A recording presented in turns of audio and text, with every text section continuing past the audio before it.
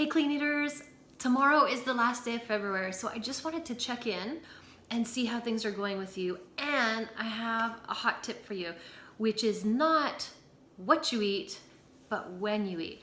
So there's something that I love to do because it really helps knowing when to eat and for how long and all that kind of stuff. But it's really simple. And some of you may have heard of this before, and I use it all the time. And I stay on it until I fall off of it or forget that I'm on it, or something comes up and I can't.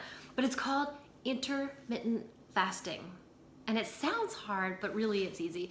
So basically all you want to do is not eat or fast for a certain period of time. So 16 hours a day. And I know that sounds like a long time, but if you're getting your 8 hours of sleep like you need to be a healthy, happy person, then that's half the battle right there. So for me, what I do is I don't eat breakfast till 9 or 10 in the morning. And then I stop eating at either 5 or 6, depending on what time I start at. So you fast for 16 hours, and then you get all your eating in an 8-hour window. So it's not as hard as it seems, especially when you're eating clean, because you can eat everything you would normally eat in the day of clean foods, but only in that 8-hour window. So it just means you're gonna have to get rid of those snacks, those late night snacks when you're sitting watching TV, which I'd invite you to look at anyway. The only reason you're snacking is because you're watching TV and it's a habit. I bet if you really looked into it, you would find that it's just a habit and that's all it is. So intermittent fasting, and here's another hot tip.